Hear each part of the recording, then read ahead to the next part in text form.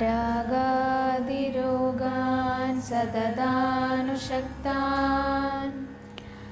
अशेषकाय प्रसदानशेषान् औत्सुक्यमोहारतितान् जघाना यो पूर्ववैद्याय नमोऽस्तु तस्मै। अष्टांगहृदयं चिकित्सास्थानं प्रथमो अध्याय ज्वरचिकित्सा। कषायपानपथ्यान्निर्दशाः इति लङ्घिते सर्पिर्दद्यात् कभीमन्दे वादपित्तोत्तरे ज्वरे। कषायपानपथ्यान्निर्दशाः इति लङ्घिते सर्पिर्दद्यात् कभीमन्दे वादपित्तोत्तरे ज्वरे। पक्वेषु दोषेषु अमृतं दद्विषोपवमन्यथा दशाहे स्यादधि देवी ज्वरोपद्रववृद्धिकृत्। पक्वेषु दोषेषु अमृतं तद्विषोपमन्यथा दशाहे स्यादधि देवी ज्वरोपद्रववृद्धिकृत्। लङ्घनादिक्रमं तत्र कुर्यादाकभसंक्षयात् देहदात्वबलत्वाच्च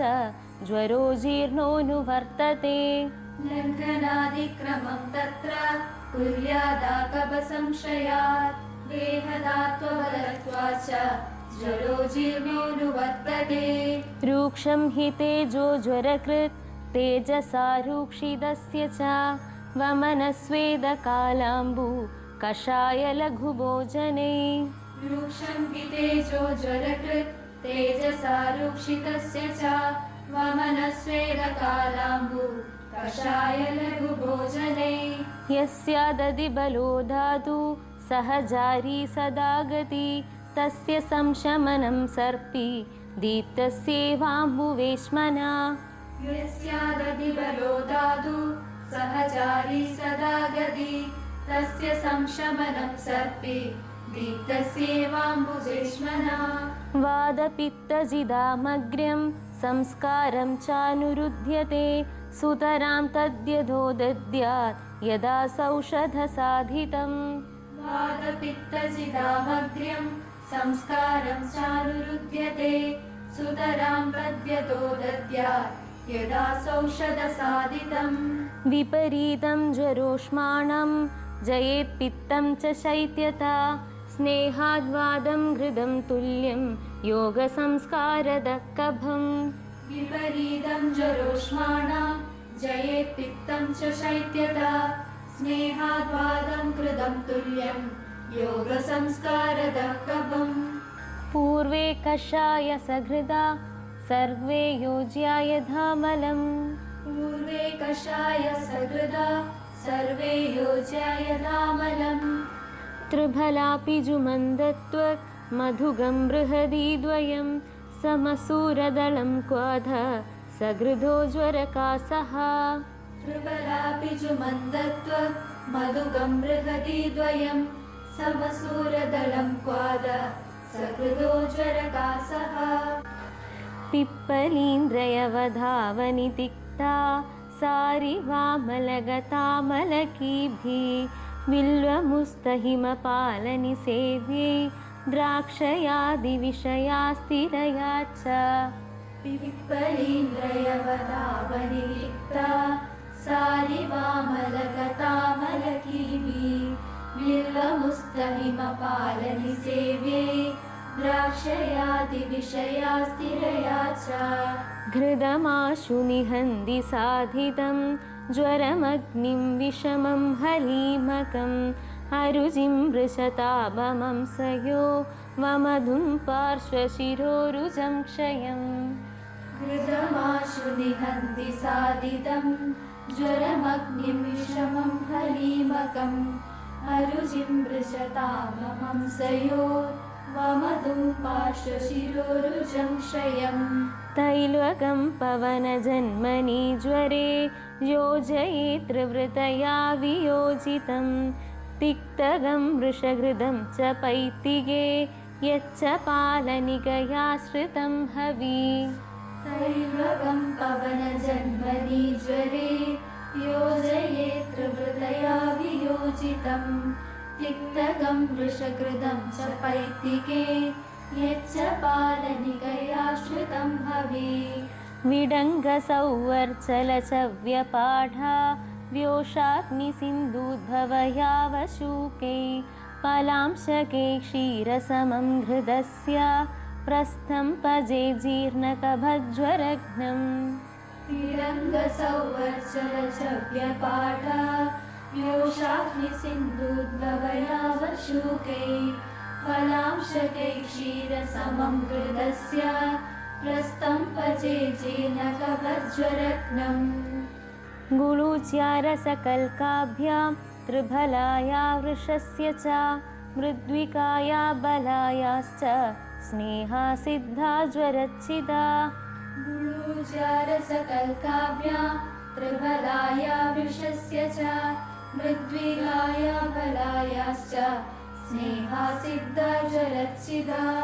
जीर्णे घृदे च भुञ्जीता मृदुमांसरसोदनं बलं ह्यलं दोषहरं परं तच्च बलप्रदम् जीर्णे घृते च भुञ्जीता मृदुमांसरसोदनं बलं ह्यलं दोषहरं परं तच्च बलप्रदम् कफपित्तहरा मुद्गा कारवेल्लादिजारसा प्रायेण तस्मान्नहिता जीर्णे वादोत्तरे ज्वरे कफपित्तहरा मुद्गा कारवेल्लादिजारसा प्रायेण तस्मान्नहिता जीर्णे वादोत्तरे ज्वरे शूलोदावर्तविष्टम्भ जनना ज्वरवर्धना न शाम्यत्येवमभिचेत् ज्वरकुर्वीदशोधनम् शूलोदावर्तविष्टम्भ जनना ज्वरवर्धना न शाम्यत्येवमभिचेत् ज्वरकुर्वीदशोधनम् शोधनार्हस्य वमनं प्रागुक्तं तस्य योजयेत् आमाशय गदे दोषे बलिनः पालयन् बलम् शोधनार्हस्य वमनं प्रागुक्तं तस्य योजयेत् आमाशय गदे दोषे बलिनः पालयन् बलम् पक्वे तु शिथिले दोषे ज्वरे वा विषमध्यजे मोदगं त्रिफला श्यामा त्रिवृत्तिप्पलिकेसरे पक्वे तु शिथिले दोषे ज्वरे वा विषमध्यजे मोदगं त्रिफला श्यामा त्रिवृत्तिप्पलिकेसरे ससिदा मधुभिर्दद्यात् व्योषाद्यं वा विरेजनं लिह्याद्वा तैवृतं चूर्णं संयुक्तं मधुसर्पिषा ससिदा मधुभिर्दद्यात् व्योषाद्यं वा विरेचनं लिह्याद्वा त्रैवृतं चूर्णं संयुक्तं मधुसर्पिषा द्राक्षाधात्रीरसं तद्वत् सद्राक्षां वा हरिदकीम् आरक्वधं वा पयसा मृद्विकानां रसेन वा द्राक्षादात्रीरसं तद्वत् सद्राक्षां वा हरिदकीम् आरग्वदं वा पयसा मृद्विकानां रसेन वा त्रिफलां त्रायमाणां वा पयसा ज्वरिदः पिबेत् विरिक्तानां च संसर्गी मण्डपूर्वा यथा क्रमम् त्रिफलां त्रायमाणां वा पयसा ज्वरिदः पिबेत् विरिक्तानां च संसर्गी मण्डपूर्वा यथा क्रमम् च्यवमानं ज्वरोत्क्लिष्टम् उपेक्षेदमलं सता पक्वोभिः विकुर्वीता दोषकोष्ठे कृतास्पदा शवमानं ज्वरोत्कृष्टम् उपेक्षेदमलं सदा पक्वोभिः कुर्वीत दोषकोष्ठे कृतास्पदा अधिप्रवर्तमानं वा पाजयन् सङ्ग्रहं नयेत् आमसङ्ग्रहणे दोषा दोषोपक्रमईरिता अधिप्रवर्तमानं वा पाजयन् सङ्ग्रहं नयेत् आमसङ्ग्रहणे दोषा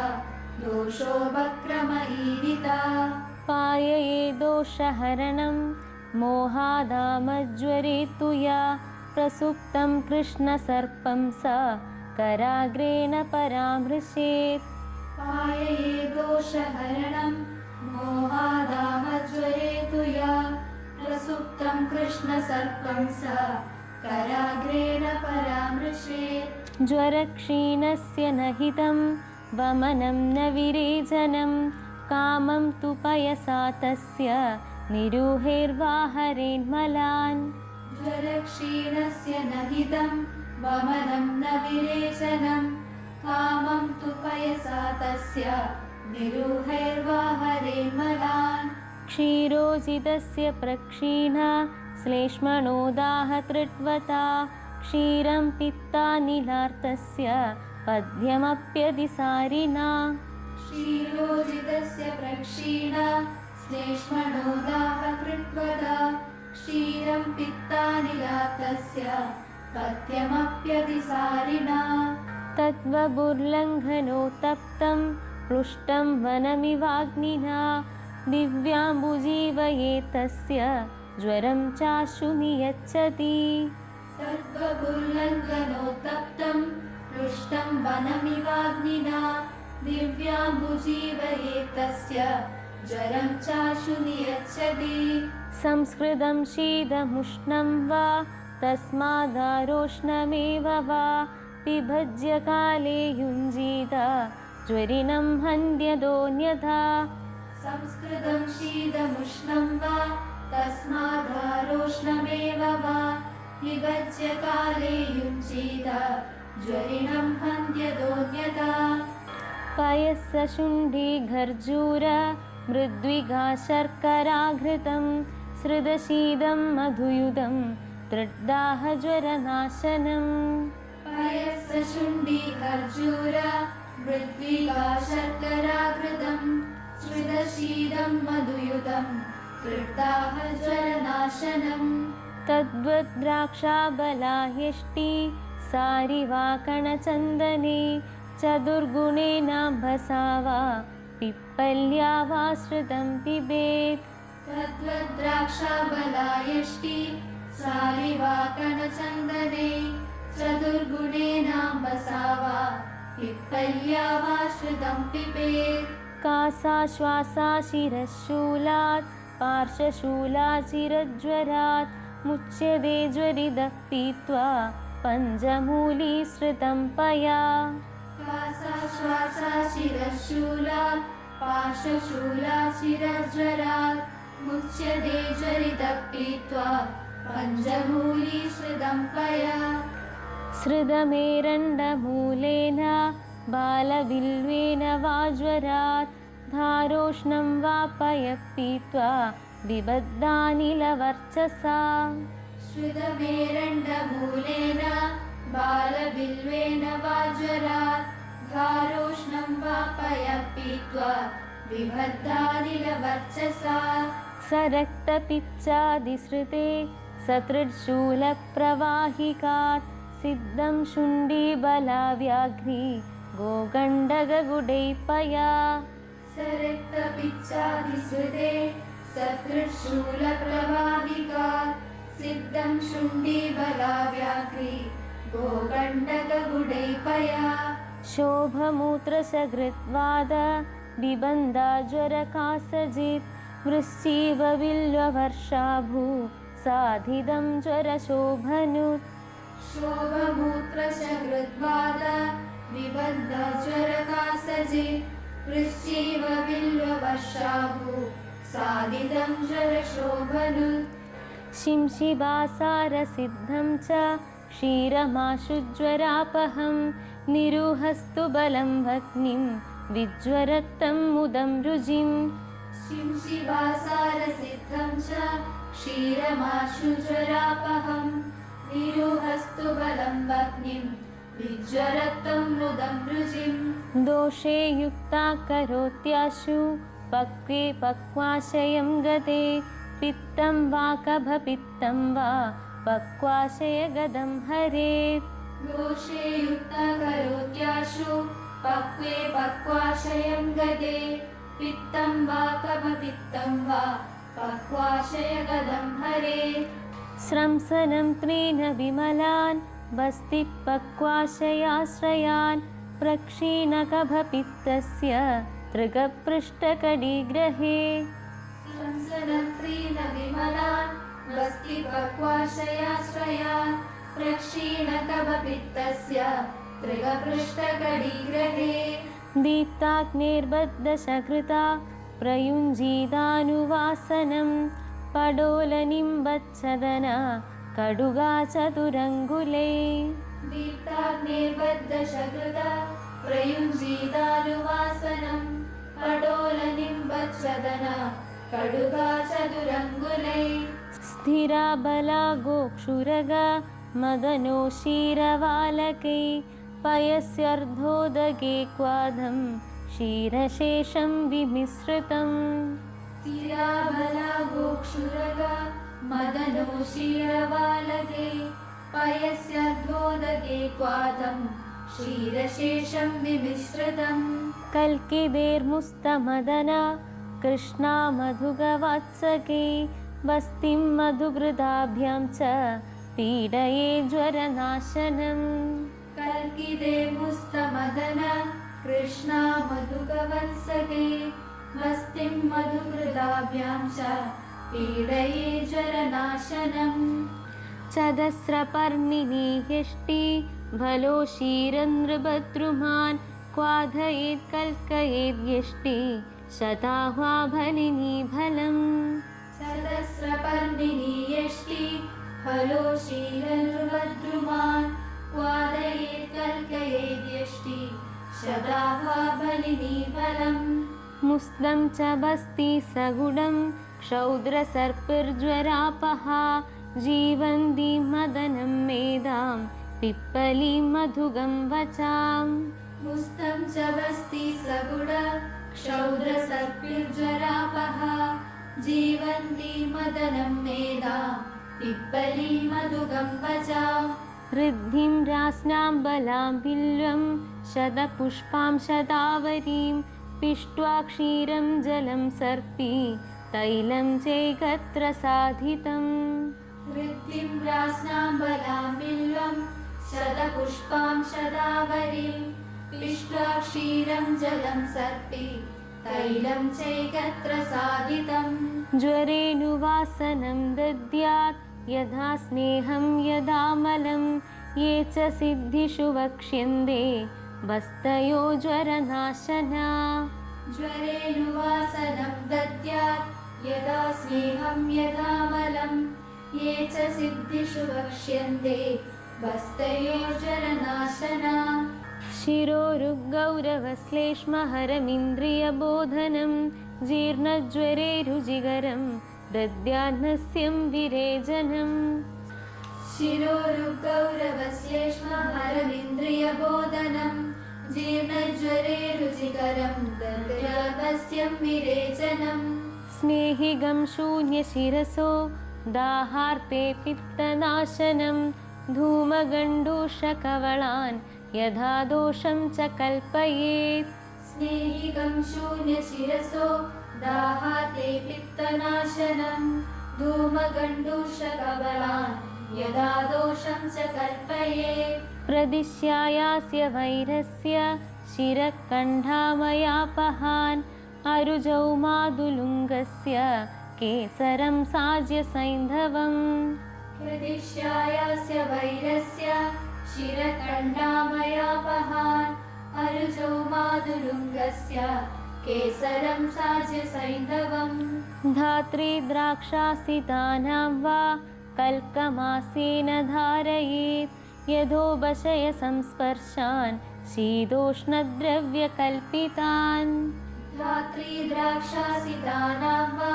कल्कमासेन धारयेत् यदोपशय संस्पर्शान् शीतोष्णद्रव्यकल्पितान् अभ्यङ्गाले बसेगादीन् ज्वरे जीर्णे त्वगाश्रिते कुर्यादञ्जनधूमांश्च तथैवागन्धुजेवितान् अभ्यङ्गाले बसेगादीन् ज्वरे जीर्णे त्वगाश्रिते कुर्यादञ्जनधूमांश्च तदेवागन्तु जेपितान् दाहे सहस्रदौतेन सर्पिषाभ्यङ्गमाचरेत् सूत्रोक्तैश्च गणैस्तैस्ते मधुराम्लकषायकै दाहे सहस्रदौतेन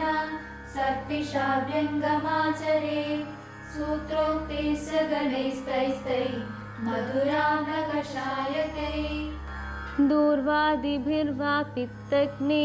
शोधनादिगणोदिदे शीतवीर्यैर्हिमस्पर्शे क्वाधकल्कीकृतै पचेत् दूर्वादिभिर्वा पित्तग्ने शोधनादिगणोदिते शीतवीर्यैर्हिमस्पर्शे क्वाधकल्कीकृते पचेत् तैलं सक्षीरमभ्यङ्गात् सद्यो दाहज्वरापहं शिरोगात्रं च तेरेव नादिपिष्टै प्रलेपयेत् तैलं सक्षीरमभ्यङ्ग सद्यो दाहज्वरापहं शिरोगात्रं च तैरेव नादिपिष्टै प्रलेपयेत् तत्क्वाधेन परिषेगम् अवगाहं च योजयेत् तधारनाळसलिल क्षीरसुक्तघृदादिभिः तत्क्वादेन परिषेकम् अवगाहं च योजयेत् तदारणालसलिल क्षीरसुक्तघृदादिभिः कबिद्धमादुलुङ्गाम्ल विदारी रौद्रदाडिमे बदरी पल्लवोद्धेन भेनेनारिष्टकस्य वा कबिद्धमादुलुङ्गाम्ल विदारी रौद्रदाडिमे बदरी पल्लवोद्धेन भेनेनारिष्टकस्य वा लिप्तेङ्गे दाहरुक्मोहान् सर्दितृष्णाच्च शाम्यति यो वर्णिदः पित्तहरो दोषो वक्रमणे क्रमा लिप्तेङ्गे दाहरुक्मोह सर्दि तृष्णा च शाम्यति यो वर्णितपित्तहरो दोषो वक्रमणे क्रमा तं च शीलयदः शीघ्रं सदा हो नश्यति ज्वरा वीर्योष्णैरुष्णसंस्पर्शे तगरा गुरुकुङ्कुमे तं च शीलयदः शीघ्रं सदा हो नश्यति ज्वरा वीर्योष्णैरुष्णसंस्पर्शे तगरा गुरुकुङ्कुमै कुष्ठस्थौणेयशैलेय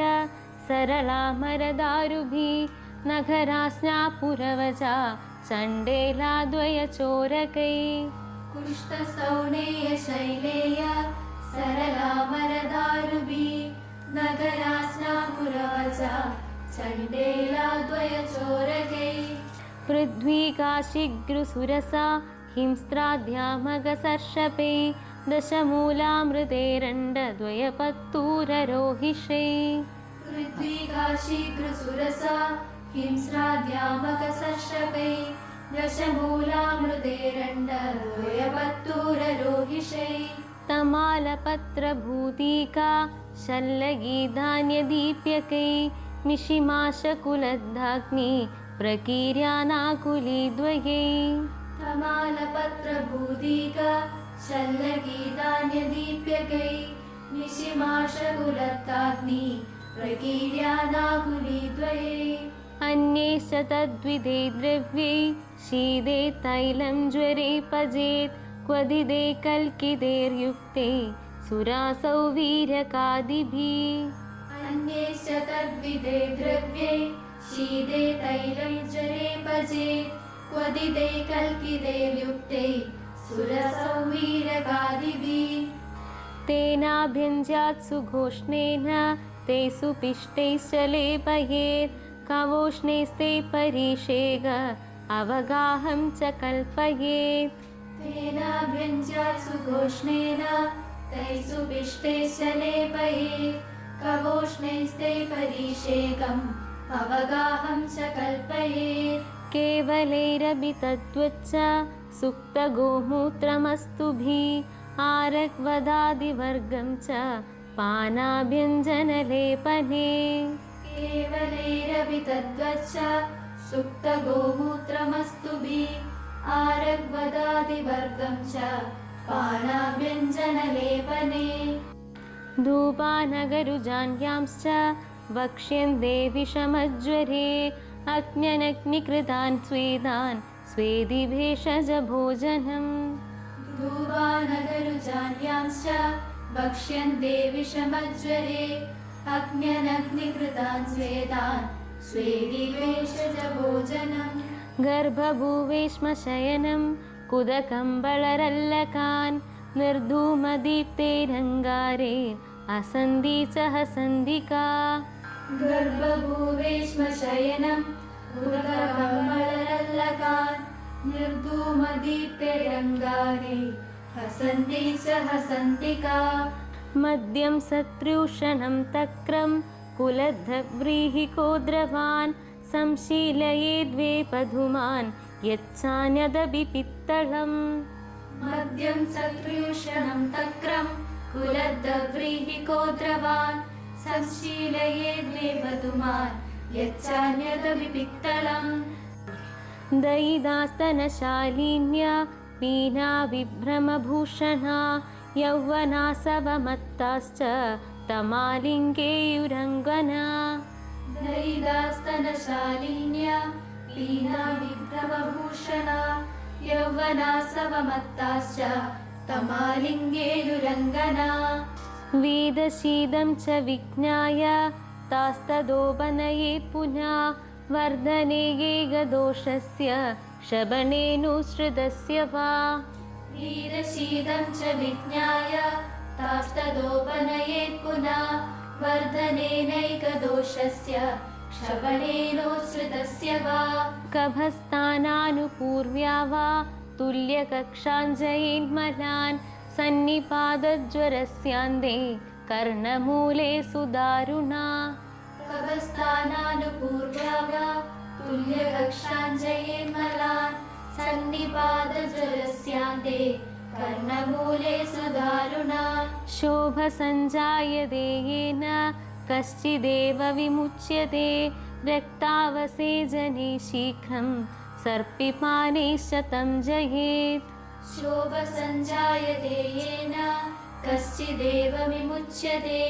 त्यक्तावसेजने शीघ्रं सर्पिपानैश्च तं जयेत् प्रदेहे कबपित्तग्नेर्नावनः कबलग्रहे शीतोष्णास्निग्धरूक्षादिर्ज्वरो यस्य न शाम्यति हृदेहे कबपित्तग्नैर्नावनः कबलग्रहे शीतोष्णस्निग्धरूक्षाद्यै जरो यस्य न शाम्यति शाखानुसारी तस्याशु मुञ्जेद्बाहो क्रमाचिराम् अयमेव विधिकार्यो विषमेऽपि यथायथम् शाखानुसारी तस्याशु मुञ्जेद्बाहो क्रमाशिराम् अयमेव विधिकार्यो विषमेऽपि यथायथम् ज्वरे विभज्य वादादीन् यश्चानन्दरमुच्यते पडोलकडुकामुस्ता प्राणदामधुके कृता ज्वरे विभज्य वादादीन् यश्चानन्तरमुच्यते पडोलकडुकामुस्ता प्राणदामधुके कृता त्रिजदुपञ्जशक्वाधा विषमज्वरनाशना योजयेतृफलां पद्भ्यां गुडूजीं पिप्पलीं पृथक् त्रिजतु पञ्चशक्वादा विषमज्वरनाशना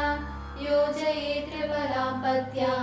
गुडूजीं पिप्पली पृथक् तैस्तैर्विधानैः सगुडं भल्लादगमधापि वा लङ्घनं ब्रह्मणं वादौ ज्वरागमनवासरे तैस्तैर्विधाने सगुणं वल्लादगमदापि वा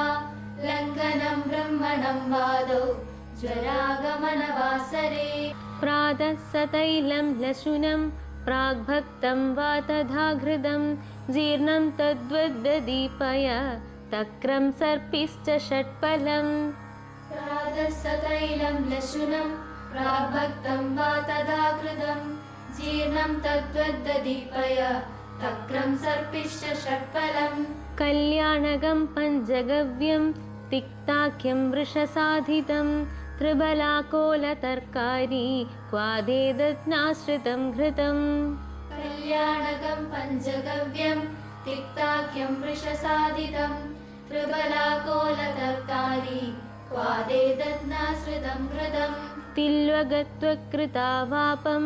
विषमज्वरजित्परं सुरां तीक्ष्णं च यन्मद्यं शिखितित्तिरिदक्षजम् तिल्वगत्वकृतावापं विषमज्वरजित्परं सुरां तीक्ष्णं च यन्मद्यं शिखितित्तिरिदक्षजम् मांसं वेद्योष्णवीर्यं च सहानेन प्रकामता सेवित्वा तदः स्वाप्य अथवा पुनरुल्लिघेत् मांसं वेद्योष्णवीर्यं च सहानेन प्रकामता सेवित्वा तदः स्वाप्य अथवा पुनरुल्लिखेत् सर्पिषो महतीं मात्रां पीत्वा वाचर्दयेत् पुनः नीलिनीमजगन्धां च त्रिवृतां कडुरोहिणीम् सर्पिषो महतीं मात्रां पीत्वा वाचर्दयेत् पुनः नीलिनीमजगन्धां च त्रिवृतां कडुरोहिणीम् पिबे ज्वरस्यागमने स्नेहस्वेदोपपादिता मनोहासैन्दवं कृष्णा तैलेन नयनाञ्जनम् पिबे जरस्यागमने स्नेहस्वेदोपपादिता मनोह्वासैन्दवं कृष्णा तैलेन नयनाञ्जनम् योज्यं हिङ्गुसमाव्याघ्नि वसानस्यं ससैन्दवं पुराणसर्पि सिंहस्य वसा तद्वत्स सैन्धवा योज्यं हिङ्गुसमाव्याघ्री वसानस्यं ससैन्दवं पुराणसर्पि सिंहस्य वसा तद्वत्स सैन्दवा पलङ्गशानिम्बपत्रं वजाकुष्ठं हरिदकी सर्षपासयवा सर्पी धूपो विद्वा बिडाल च पलङ्कशानिम्बपत्रं वजाकुष्ठं हरिदकी सर्षपासयवा सर्पी धूपो विद्वा बिडालजा पुरध्यामवजासर्ज निम्बार्कगरुदारुभिः धूपो ज्वरेषु सर्वेषु कार्योऽयमपराजिता पुरद्यामवजा सर्जा निम्बार्कगरुदारुभिः धूपो ज्वरेषु सर्वेषु कार्योऽयमपराजिता धूपनस्याञ्जनोत्रासा ये चोक्ताश्चित्तवैकृते देवाश्रयं च भैषज्यं ज्वरान् सर्वान् व्यपोहति धूपनस्याञ्जनोत्रासा ये चोक्ताश्चित्तवैकृते देवाश्रयं च वैषज्यं ज्वरान् सर्वान् व्यपोहति विशेषाद्विषमान् प्राय ते ह्यागन्धनुबन्धजा यथा स्वं च शिरां विद्येत् अशान्तौ विषमज्वरे विशेषाद्विषमान् प्राय ते ह्यागन्धनुबन्धजा यदा स्वं च शिरां विद्येत् अशान्तो विषमज्वरे केवलानिलविसर्प विस्फोटविहदज्वरे सर्पिपानहिमालेप सेगमां सरसाशनम् केवलानिलविसर्प विस्फोटविहदज्वरे सर्पिपानहिमालेप सेगमां सरसाशनम् कुर्याद्यथा स्वमुक्तं च रक्तमोक्षादिसाधनं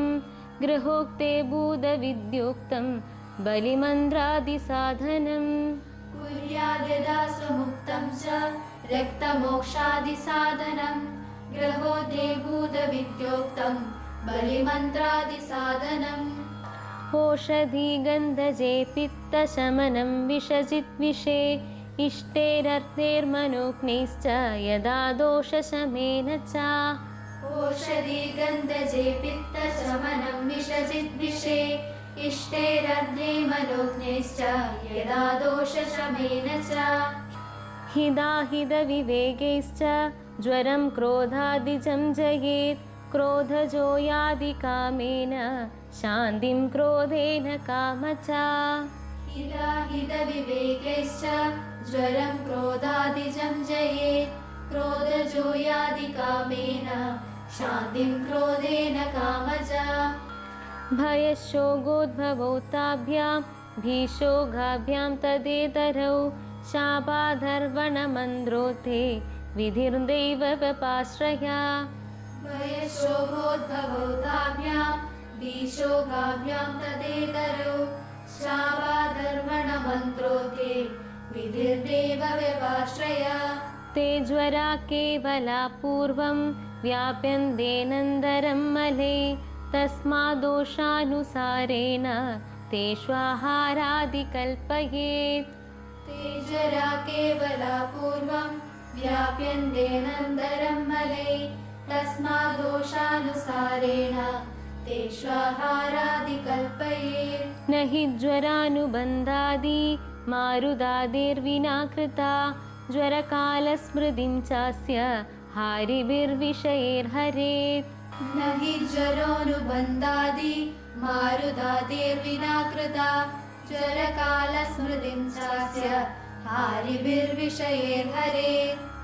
करुणार्द्रं मनः शुद्धं सर्वज्वरविनाशनं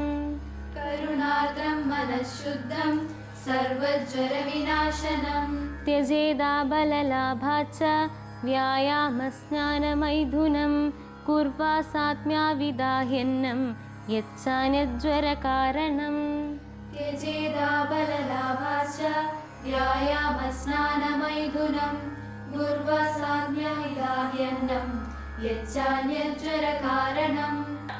न विज्वरोऽपि सहसा सर्वानीनो भवेत् तथा निवृत्तोऽपि ज्वरः शीघ्रं व्यापादयति दुर्बलम् न विज्वरोऽपि सहसा सर्वानीनो भवेत् तदा निवृत्तोऽपि ज्वरः शीघ्रं व्यापादयति दुर्बलम् सद्य प्राणहरो यस्मात् तस्मात् तस्य विशेषता तस्यामवस्थायां तत्तत् कुर्याद् विषग्जितम् सद्य प्राणहरो यस्मात् तस्मात् तस्य विशेषता तस्यामवस्थायां तत्तत् कुर्याद् विषग्जितम् ओषधयो मणयश्च सुमन्त्रा साधु गुरुद्विजदेवतपूजा प्रीतिकरा मनसो विषयाश्च